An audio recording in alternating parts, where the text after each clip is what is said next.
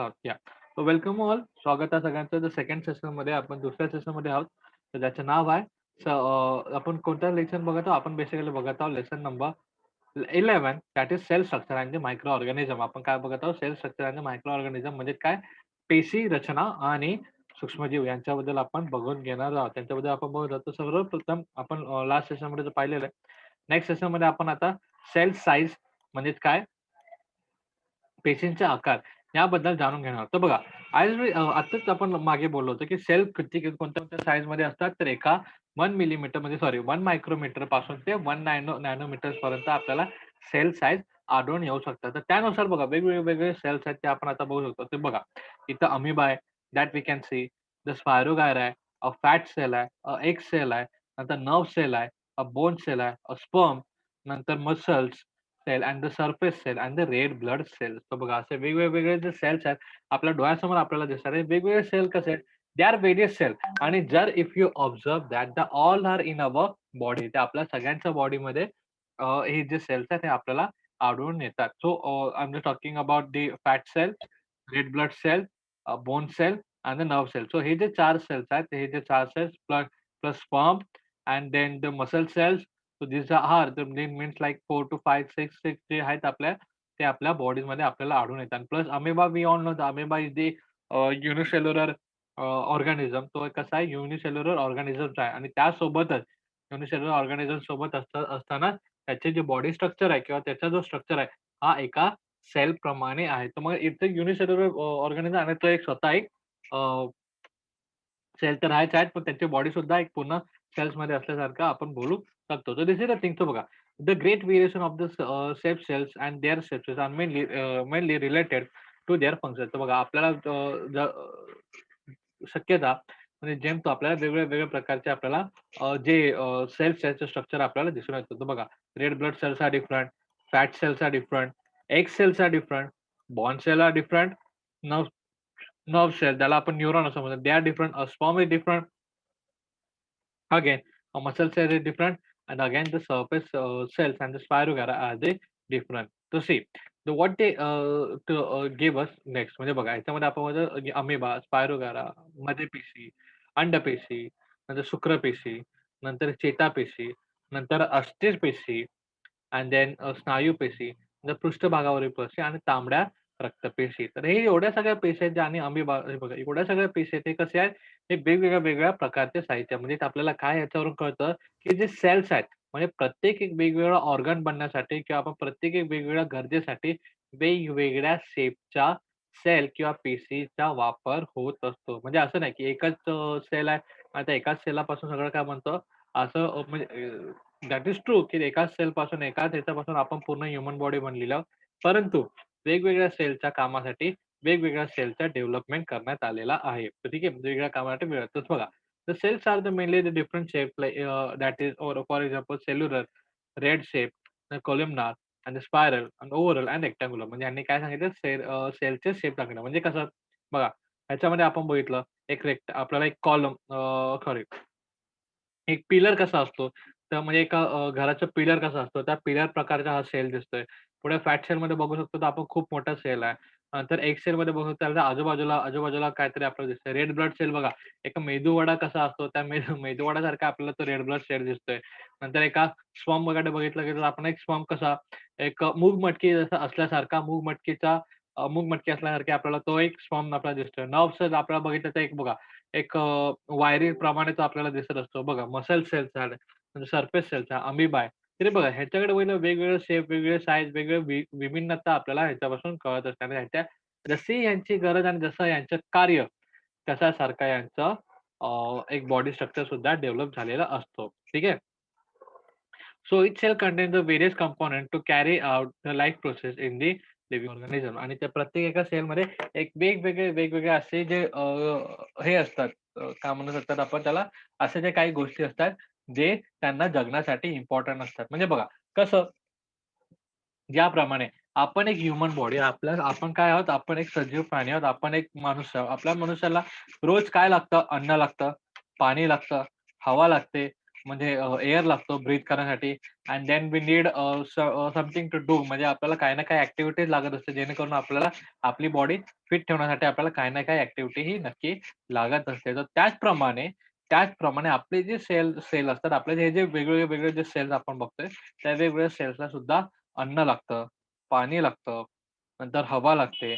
त्यासोबत आपण काही ऍक्टिव्हिटी सुद्धा करतात जेणेकरून ऍक्टिव्हिटी सुद्धा करतात म्हणजे त्यांचं जे खाल्लेलं आहे ते पचलं पाहिजे अशा प्रमाणे ते सुद्धा ऍक्टिव्हिटी करत असतात. So this is the thing this is the thing. तर बघा सेल्स आणि बघा सेल्स तुम्ही ह्याच्यामध्ये जेव्हा पण सेल बद्दल जेव्हा पण वाचाल ना तर हळूहळू तुम्हाला कळेल की it is equal to our human body. जे आपल्या जे ह्युमन बॉडी म्हणजे आपल्याला जे लागतं त्याचप्रमाणे सेलला सुद्धा तसंच लागतं. तर बघा भलेही तसं असेल परंतु ऍक्च्युअल रियालिटी काय ऍक्च्युअल रियालिटी ही आहे की सेलला जे काही गोष्टी लागतात ते आपण घेत असतो की आपल्या घेणाऱ्या गोष्टी म्हणून सेल्सची रिक्वायरमेंट ही कम्प्लीट होत असते. ठीक आहे.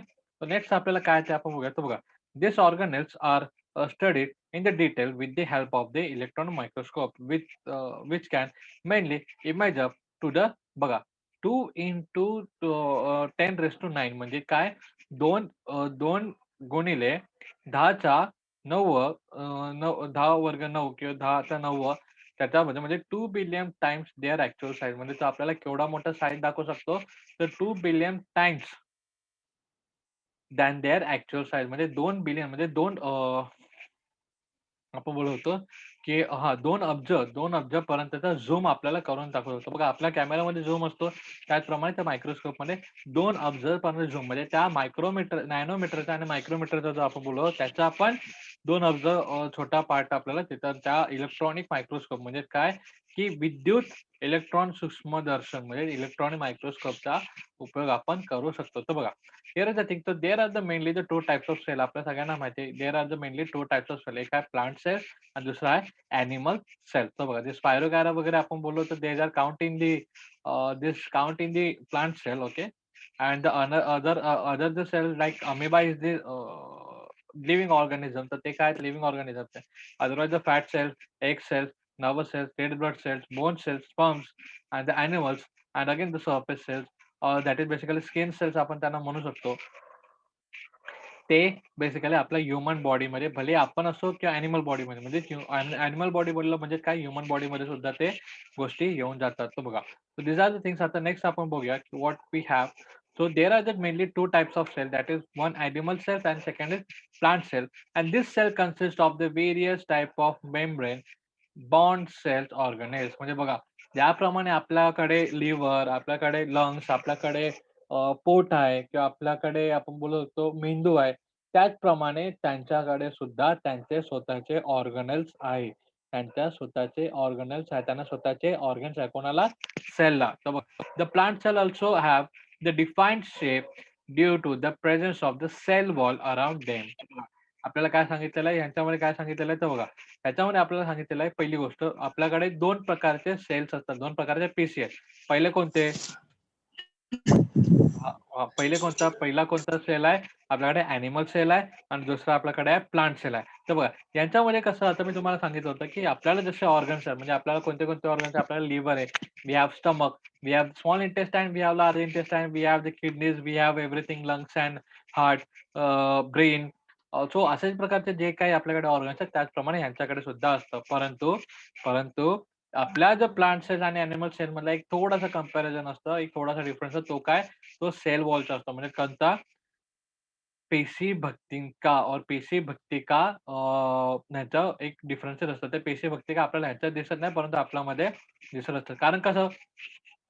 कारण आपण बोलतो की आपल्यापेक्षा ट्रीज बघितले ट्रीज थोडे एक स्ट्रॉंग असतात. आपल्याला हे सगळं म्हणजे प्लांट्स वगैरे आपण बोलतो ते कडक असतात. त्यांना खोड वगैरे असतो. ते स्ट्रॉंग असतात. त्याचप्रमाणे फक्त एवढंच नाही, की जेव्हा आपण बोलत होतो की स्मॉल थिंग जेवढे असतात, स्मॉल ग्रास वगैरे यांच्यामध्ये सुद्धा सेल वॉल आपल्याला दिसून पडतो. यांच्यात सुद्धा सेल वॉल आपल्याला दिसून पडतो. तर आता बघूया आपण कोणते-कोणते ऑर्गनल्स त्यांच्यामध्ये आहेत त्या that we are looking at. तर beside the unlike the animal cells, the plant cell contains a single large volume or that is vacuole vacuole to all these cells and known as the eukaryotic cells. तर त्यांच्यावर एक छोटे एक व्हॅक्यूल म्हणजे कशी एक विशिष्ट छोटी एक व्हॅक्यूल भाग म्हणजे त्याला आपण काय बोलू शकतो की रिक्तिका. रिक्तिका व्हॅक्यूम बॅग म्हणजे एक व्हॅक्यूम आपण जसं बोललो होतो, की व्हॅक्यूम म्हणजे ज्याच्यामध्ये काहीच नसतं. त्याचप्रमाणे रिक्तिका सुद्धा आपल्याला त्याच्यात दिसून पडते. ठीक आहे. तर आता यांच्यामध्ये कोणते ऑर्गन्स आहे आणि त्यांचं काय काम आहे ते आधी आपण पहिले ऑर्गन्स कोणते ते आपण आधी बघून घेऊया. आणि मग नंतर त्यांचे काम काय ते आपण हळू बघणार आहोत. ठीक आहे. सो सी तर सर्वात पहिले काय येतं? तर सर्वात पहिले येतं त्याच्यामध्ये फ्री रायबोसोम. सर्वात पहिले येतं रायबोसोम, नंतर लायझोम्स, नंतर सेल मेम्ब्रेन. सेल मेम्ब्रेन हा सर्वात इम्पोर्टंट असतो. सेल मेम्ब्रेन काय? ज्याप्रमाणे आपल्या शरीरामध्ये किंवा ज्याप्रमाणे आपण बघू शकतो आपल्या शरीरामध्ये पूर्ण ठिकाणी रक्त आहे. ओके. ते आपण बोलू शकतो किंवा आपण एक गोष्ट अजून बोलू शकतो, की बघा एखाद्या एखाद्या गोष्टीमध्ये जो पूर्ण जागा भरण्यासाठी ती पूर्ण जागा भरण्यासाठी जे काही असतं फ्लुइड जो असतो त्याला आपण सेल मेम्ब्रेन असं म्हटलेलं आहे. म्हणजे बघा कसं आता हा जो हे जो सेल्स आहे यांचे जे ऑर्गन्स आहे, हे जे ऑर्गन्स आहे छोटे-मोठे ऑर्गन्स त्यांना स्टेबल राहण्यासाठी आणि त्यांना एक मीडियम बसण्यासाठी त्यांच्याकडे एक मेम्ब्रेन असतो. म्हणजे एक लिक्विड, सेमी लिक्विड फॉर्ममध्ये जे हे असतं त्यांच्यामध्ये इन्सर्टेड तर त्यांना आपण सेल मेम्ब्रेन असं म्हणतो. नंतर गोल्गी बॉडी. तर गोल्गी बॉडी अशा प्रकारे आपल्याला आडवी-तिडवी कशी पण दिसत असते. नंतर न्यूक्लियस. न्यूक्लियस त्यांच्यामध्ये न्यूक्लियस म्हणजे काय, की न्यूक्लियसला आपल्यामध्ये जसं ब्रेन आहे, आपल्या ह्युमन बॉडीमध्ये जशा प्रकारे ब्रेन आहे, तसंच सेलमध्ये एक न्यूक्लियस असतो, जो सगळं काय फंक्शन्स वगैरे कंट्रोल करत असतो. नंतर एंडोप्लाझम, नंतर रेक्टिक्युलम. एंडोप्लाझम, रेक्टिक्युलम दीज आर द थिंग्स जे न्यूक्लियसच्या आजूबाजूला आपल्याला दिसत असतात. नंतर प्लस आपण जर व्हॅक्यूल्स आपण बोललो तर जे रिक्त जागा असते, त्या व्हॅक्यूल्स हा बेसिकली प्लांट सेलमध्ये मोठी असतात दॅन द ॲनिमल सेल. नंतर सर्वात इम्पोर्टंट, सर्वात माझा favourite part that is mitochondria. Mitochondria काय आहे? Mitochondria is equal to the power house of this cell. The power house म्हणजे हा काय करत असतो, की सेलला काहीही काम करायचं असेल, जशाप्रमाणे आता मला सांगा, आपल्याला काहीही काम करायचं असेल, आपल्या ह्युमन बॉडीला काहीही काम करायचं आहे, तर आपल्याला ताकद कुठून भेटते बरं?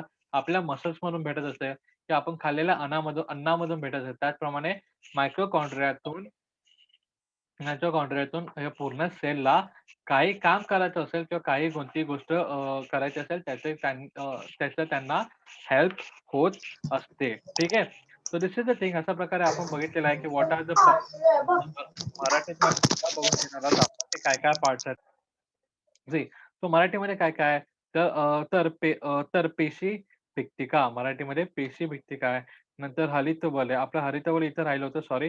That is cytoplasm and the chloroplast. हे जे आपल्या आता ज्या क्लोरोप्लास्ट, सायटोप्लाझममध्ये काय कंडक्ट होतं, काय कोणतं ऑपरेशन म्हणजे कोणती क्रिया होऊ शकते, कोणती क्रिया म्हणजे कोणतं ऑपरेशन होऊ शकतं सायटोप्लाझम आणि क्लोरोप्लास्टमुळे दॅट इज कॉल्ड फोटोसिंथेसिस. कोणती प्रोसेस कंडक्ट होऊ शकते, दॅट इज कॉल्ड फोटोसिंथेसिस. तर बघा ह्याच्यामध्ये हरितवलन आणि पेशीद्रव्य आहे. पेशीद्रव्य आणि यांच्यामुळे काय कोणते फंक्शन घडू शकतात? त्याचं नाव आहे फोटोसिंथेसिस. म्हणजे फोटोसिंथेसिस ही क्रिया जेणेकरून प्लांट हे स्वतःचं जेवण स्वतः हे बनवू शकतात. बघा हे जे 2 ॲडिशनल आहे आपल्याकडे डिफरन्सेस आपण बघतो की हरितबल म्हणजे सायटोप्लाझम आणि क्लोरोप्लास्ट हे आपल्याला वनस्पती पेशी म्हणजे प्लांट सेलमध्ये दिसतात, परंतु प्राणी सेलमध्ये दिसत नाही. आणि जे रिक्तिक आहे, जो व्हॅक्यूल्स आहे, हा प्लांट सेलमध्ये जास्त असतो आणि प्राणी सेलमध्ये कमी असतो. तर हे दिस इज द थिंग हे तुम्ही बघू शकता. एक डिस्टिंग्विश करण्यासाठी म्हणजे काय म्हणू शकतो आपण त्याला, जर एकामधले फरक स्पष्ट करायला जर आपल्याला आलं, तर फरक स्पष्ट करण्यामध्ये आपण हे नक्कीच बोलू शकतो. तर बघा काय आहे आता आपण ते बघूया.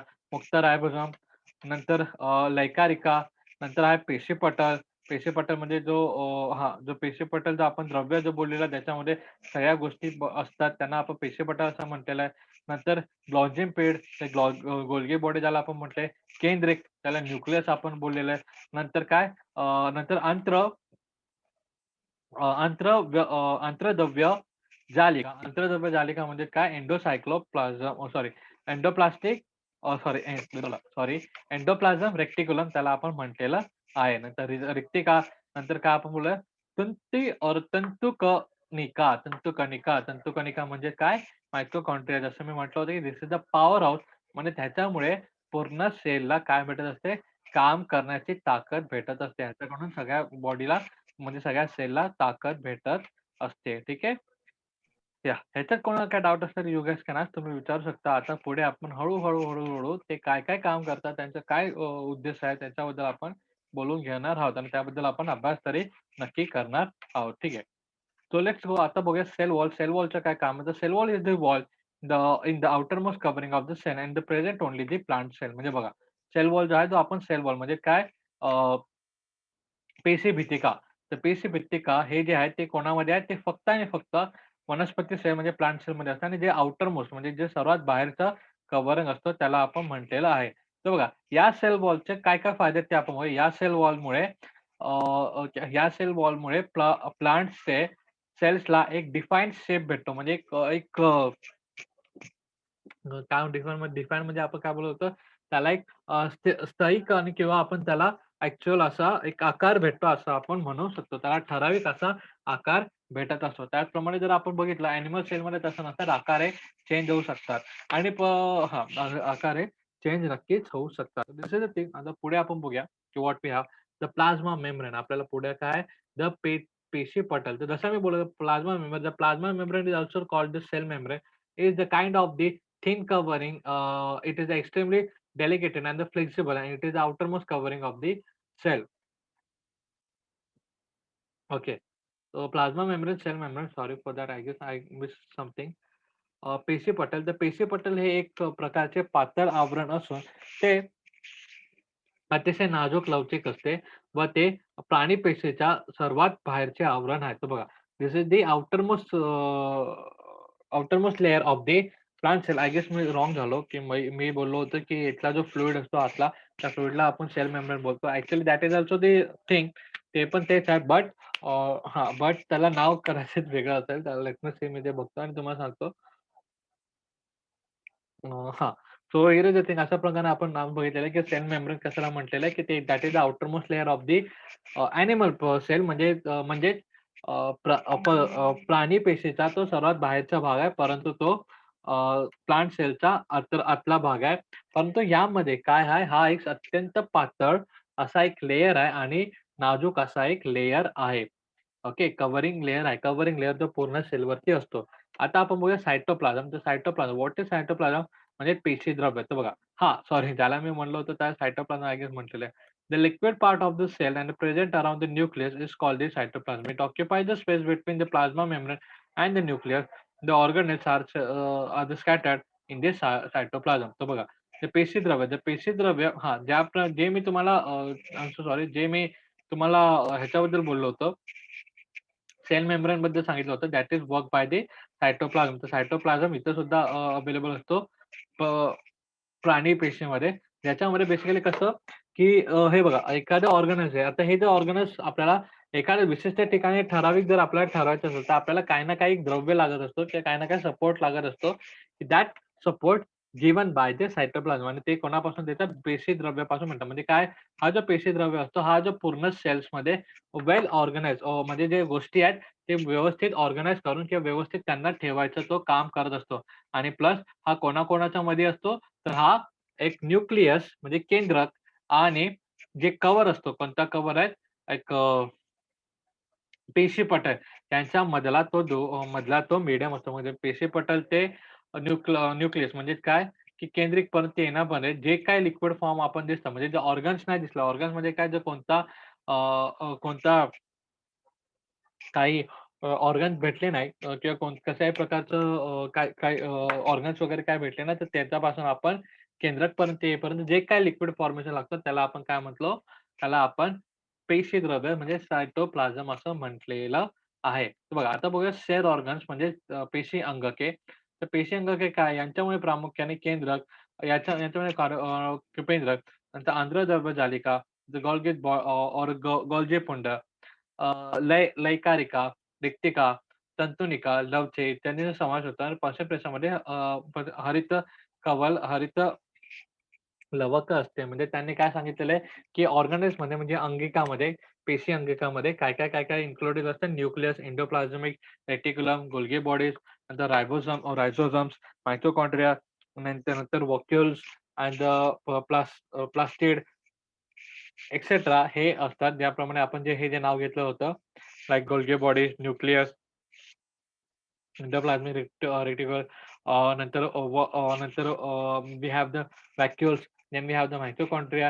हे जे काही गोष्टी आहेत, त्या सगळ्यांचा समावेश कसा होत असतो, या सगळ्यांचा समावेश हा सेल ऑर्गन्स म्हणजे काय, की पेशी अंगिकामध्ये होत असतो. आणि या पेशी अंगिकाचा बघायला गेलं तर प्लांट सेलमध्ये सुद्धा असतो, परंतु प्लांट सेलमध्ये एक क्लोरोप्लास्ट नावाचा म्हणजे काय, हरित हरित काय म्हणतो, हा हरित लवक ह्याचा समावेश जास्तीचा असतो, जेणेकरून ह्याच्यावरून काय कोणता प्रोसेस कंडक्ट होतो, काय कोणती घटना घडते, फोटोसिंथेसिस घटना घडत असते. ठीक आहे.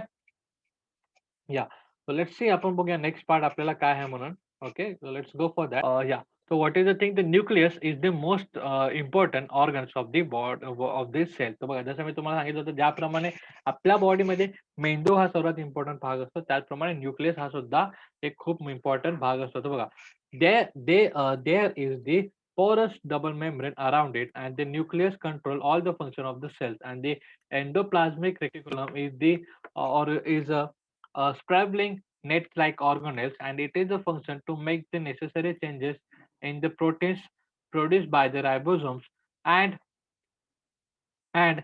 send them to the Golgi's body. And the Golgi's bodies are made up of the several flat cells. तर बघा, आपण नेक्स्ट आपण बघूया. तर पहिला हा पॉइंट बघूया काय. तर आपण आता बोलणार न्यूक्लियस बद्दल, म्हणजे कोणत्या केंद्रिकाबद्दल बोलणार आहोत. म्हणजे हा जो केंद्रीय आहे, जो केंद्रक आहे, हा जो न्यूक्लियस आहे, त्याबद्दल आपण बोलणार. हा काय करतो, जसं मी तुम्हाला सांगितलं होतं, की आपल्या शरीरामध्ये जसा मेंदू आहे, त्याचप्रमाणे सेल्समध्ये म्हणजे पेशीमध्ये केंद्रिक असतो. हा केंद्रिक काय करतो, हा केंद्रिक प्रत्येक एक जी घटना आहे, प्रत्येक जे फंक्शन्स आहेत, फंक्शन्समध्ये जे काही कार्य आहे पेशीचा, हे प्रत्येक कार्य पेशीचा कार्य तो अ, सांभाळायचं किंवा करायचं काम करत असतो. आणि तो प्लस काय करत असतो, की गोल्गेज बॉडी म्हणजे हे काय, गोल्गेज बॉडी म्हणजे काय, अंतर्द्रव्य जालिका यांच्या, सॉरी गोल्गेज बॉडी ना, अंतर्द्रव्य जालिका म्हणजे काय, एंडो प्लाझ्मिक रेक्टिक्युलम, एंडोप्लाझ्मिक रेक्टिक्युलम ह्याच्या हेल्पने तो काय करत असतो, की जे प्रोटीन्स वगैरे त्यांना बरोबर विल्हेवाट करून किंवा त्यांचा उपयोग करून, म्हणजे रायझोम्स म्हणजे कोणी,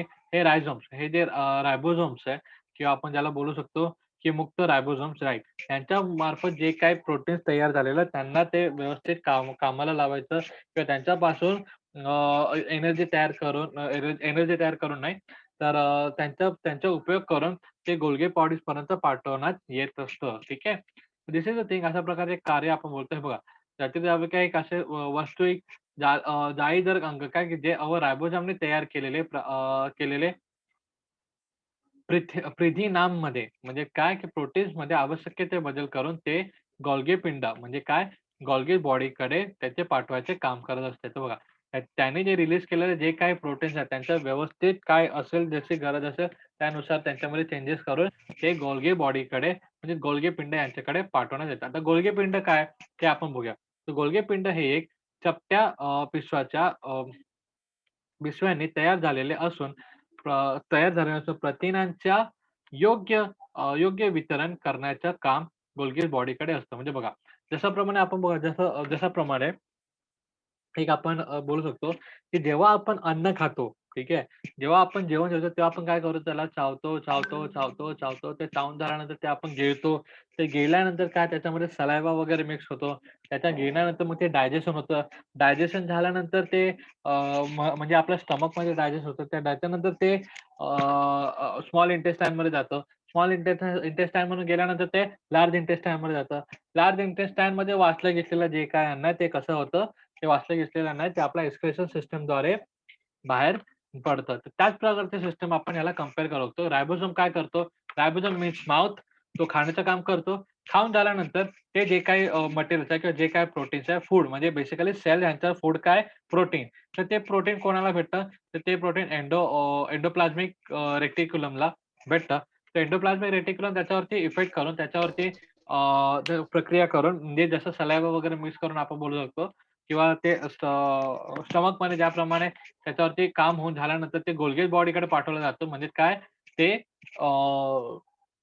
गोल्गेज बॉडीकडे पाठवल्यानंतर त्याच्यावरती ते पुन्हा एकदा रिएक्ट करून ते कोणाकडे पाठवतात तर गोल्गेज बॉडी बद्दल आपण पहिले बोललो. Golgi bodies are made up of the several flat sacs and then सॅक्समध्ये छोट्या-छोट्या पिशव्यामध्ये एक थोडा पिशव्यामध्ये ते असतात आणि their function is to prepare the distribution of proper distribution of the protein. म्हणजे त्यांचा एक प्रॉपर डिस्ट्रिब्युशन म्हणजे कसं आपले जे स्मॉल इंटेस्टाईन कसं काम करतं, छोट्या आतड्या जशाप्रमाणे काम करतात त्याचप्रमाणेचं काम हे गोल्गी बॉडीज हे करत असतात. बघा नीट बघायला गेलं तर ते आपल्याला दिसायला पण छोट्या आतड्यासारखेच दिसतात आहे ह्याच्यामध्ये बघा. छोटे-छोटे आतडे कसे आपल्याला दिसतात म्हणजे स्मॉल इंटेस्टाईन त्याप्रमाणे ते सुद्धा गोल्गी बॉडी सुद्धा काम करत असतात आणि ते काय करतात ते पूर्ण ह्याच्यामध्ये त्याचं प्रॉपर डिस्ट्रिब्युशन करायचं काम करत असतात. आणि नंतर बघा आणि नंतर ते जे प्रोटीन्स आहेत ते कोणाकडे येतात मायटोकॉन्ड्रियाकडे येतात and the plastid are the organelles with the double outer covering. The mitochondria produce the energy. तर बघा आतामध्ये काय होतं मायटोकॉन्ड्रिया म्हणजे काय की बघा गोल्गी बॉडीजचे ते जे प्रोटीन्स आहे. प्रोटीन म्हणजे काय? की प्रथिना. ते प्रथिना आहे, त्या प्रथिनामध्ये तो व्यवस्थित सगळ्यांना देण्याचं तो काम करत असतो. ते दिल्यानंतर ते जो प्रथिन आहे ते ते कोणाकडे येतात मग? तुंतका और तंतुकिनिका आणि आपण बोलतो लवके व लवके यांच्याकडे म्हणजे काय मायटोकॉन्ड्रिया अँड प्लस प्लास्टिड्स यांच्याकडे येतात आणि हे जे बेसिकली डबल कव्हरचे लेयरवाले असतात त्यांच्याकडे येतात आणि ते काय करतात, तर ते एनर्जी प्रोड्यूस करण्याचं काम करतात. कसं मी तुम्हाला ऑलरेडी बोललो mitochondria is the power house of the cell. म्हणजे हा काय करतो पॉवर हाऊस म्हणजे सगळ्यांना पॉवर देण्याचं काम करत असतो. हा काय करतो सगळ्यांना पॉवर देण्याचं काम हा करत असतो. मायटोकॉन्ड्रिया म्हणजे काय तुंतिनिका हा काय करत असतो ऊर्जा तयार करत असतो आणि सगळ्या पेशींद्वारे ऊर्जाला तो देत असतो म्हणून मग वनस्पतीच्या पेशीमध्ये हरित लवके प्रकाशस्थानाने कार्य करत असतात. म्हणजे बघा भलेही मायटोकॉन्ड्रिया हे आपल्या ॲनिमल सेल्समध्ये हे असतील, काय म्हणतात त्याला पॉवर बॉडी असतील किंवा पॉवर हाऊस असतील, परंतु प्लांट सेलमध्ये क्लोरोप्लास्ट म्हणून आपण बोलू शकतो. त्यांच्या थ्रू सुद्धा एनर्जी बनवायचं. म्हणजे कोणती बघा, that is why this called the power house of the cell, but the chloroplast of the plant cell carries out the function of the photosynthesis. तर बघा आणि जो क्लोरोप्लास्ट आहे तो काय करतो फोटोसिंथेसिसची प्रक्रिया पुढे चालू ठेवत असतो. आता बघा आणि व्हॅक्यूल्सचं आता काम काय? आता व्हॅक्यूल्सचं काय काम आहे? तर आता व्हॅक्यूल्सचं म्हणजे काय? रिक्तिकाचं काय काम आहे? भलेही रिक्तिका छोट्या असतात व वनस्पतीमध्ये एका रीतीने मोठे असतात, परंतु उरलेला जो जेवण असतो किंवा उरलेला जो पदार्थ आहे, जो जो जो जसं आपण एक्सक्रेशन सिस्टममध्ये म्हणजे काय, की बाहेर काढण्याच्या सिस्टममध्ये बघा, आपण जे अन्न सकाळी सॉरी रात्री खातो, ते सगळ्यांचं काम होतं आणि नंतर जेव्हा ते अन्न खाऊन जे अपचन झालेलं जे अन्न आहे, ते विष्ठेद्वारे आपण हे बाहेर फेकत असतो. विष्ठेद्वारे आपण ते बाहेर फेकत असतो. तर त्याचप्रमाणे त्याचप्रमाणे सेल्स सुद्धा काय करत असतात, सेलचा जो व्हॅक्यूल्स आहे, त्या व्हॅक्यूल्सद्वारे जे जे पदार्थ असतात, म्हणजे जे खाल्लेले त्याच्यावर जे प्रोसेस झालेले ते सगळं पदार्थ बाहेर फेकायचं काम करत असतात. ठीक आहे. So this is a thing अशा प्रकारचं जे कंपेअर केला तर आपले जे डायजेस्टिव्ह सिस्टम म्हणजे आपला अन्न-पचन करण्याची जी संस्था आहे, अन्न-पचन करण्याची जी संस्था आहे, ते परिपूर्ण आपल्याला आपल्या सेलमध्ये रिफ्लेक्ट झालेले अतिशय चेनवर रिफ्लेक्ट झालेले आपल्याला सहजरित्या, अतिशय सोप्यारित्या, सहजरित्या आपण ते बघू शकतो. म्हणजे बघा, ज्याप्रमाणे आपण अन्न खातो, अन्न खाल्ल्यानंतर त्याला चावून आपण त्याच्यामध्ये सलाइव्हा मिक्स करतो. सलाइव्हा मिक्स केल्यानंतर ते स्टमकमध्ये जातं. स्टमकमध्ये HCl, ॲसिड्स वगैरे हे सगळं ॲड होऊन त्याला छोट्या-छोट्या भागामध्ये फोडण्यात येतात आणि ते फोडल्यानंतर ते पुन्हा मग ते काय होतात, इंटेस्टाईनमध्ये जातात. म्हणजे बघा, स्टमकमध्ये काय-काय होतं, स्टमकमध्ये आपल्या लिव्हरमधून येणारे ॲसिड्स असतात किंवा पॅनक्रियाजमधून येणारे जे ॲसिड्स असतात, त्यांच्याद्वारे जे येणारे जे द्रव्य असतात, ते मिक्स होतात त्या फूडमध्ये मिक्स होऊन त्यांचे छोटे-छोटे डिव्हिजन होतात आणि ते छोटे-छोटे डिव्हिजन झाल्यानंतर ते स्मॉल इंटेस्टाईन म्हणजे काय, की छोट्या आतड्यामध्ये ते येतात. छोट्या आतड्यामधून ते शोषले जातात आणि पूर्ण शरीराला ते पाठवले जातात. शोषले जातात पूर्ण शरीराला नाही, तर ते लंग्सला पाठवले जातात. ते कोणाला पाठवले जातात? लंग्सला पाठवले जातात. जेणेकरून लंग्स त्याच्यामध्ये ऑक्सिजन ॲड करून ते पूर्ण शरीरामध्ये स्प्रेड कोणाद्वारे होतो?